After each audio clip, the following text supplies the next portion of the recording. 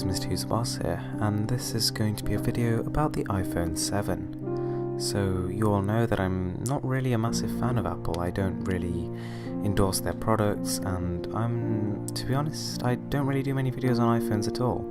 But I thought that, since the iPhone 6 has been such a success, and since, to be honest, Apple has really shaped the market, whether or not us Android lovers like to believe it, I thought that it's probably a good time to actually do a video about their next smartphone, which is undoubtedly going to be the iPhone 6s or the iPhone 7, more than likely the 6s, but nonetheless we can't argue that Apple hasn't changed the way we sort of see our devices. I think that, if the iPhone wasn't introduced when it was, the whole sort of marketplace would be well behind where it is. Who knows if even today we would have smartphones. So if you actually think about the progression of phones before the actual iPhone was announced, every year they were making very incremental improvements. They'd sort of, maybe make a slight software update. The actual level of games playable on those sorts of devices were incredibly weak compared to what we have now. And I think that, it's only since the smartphone market sort of came to be that every year we've been seeing like double the performance, triple the performance, and real leap forwards in terms of technology and the sort of things we can do with our devices. So yeah, this is all because of Apple, I'm not gonna lie. Android has obviously sped up the process in recent years, but I think that it really does boil down to Steve Jobs and the team behind him at the time of the release of the original. So, Apple has made a lot of progress since the first phone came out.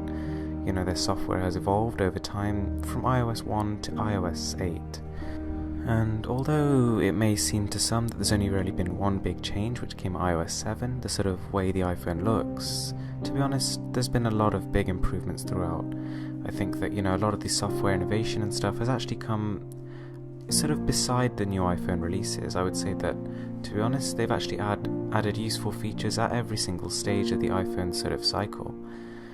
So, probably the first time the screen size has really taken a big step forward is with the iPhone 6 and the iPhone 6 Plus, which have recently been released, and, they've sold amazingly. I think that on launch day there were some iPhone 6s selling for over £1,000 on eBay, just because, these avid Apple fans really wanted to get their hands on them, and that was the only way.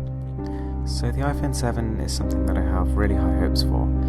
I think that, just looking at what they've done with the Apple iPad Air 2, they really can make a thin device. Apple really know what they're doing here in terms of engineering.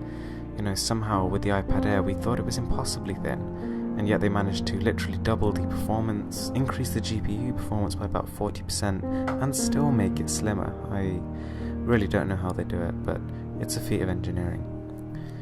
Now in the next iPhone, I don't want to see a higher resolution display. I don't want to see, lots of gimmicky new features. I don't want to see enhanced fingerprint sensor control and that kind of thing. The things I really want to see here are, number one, waterproofing. I think that that's something that, a lot of the iPhone family is missing, and they really do, you feel it when you switch from an Android to an iOS device, because it's a really good feature.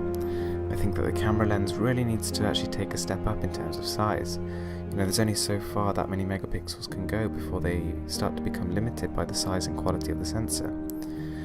On top of that, I think Apple should really actually up their speaker quality.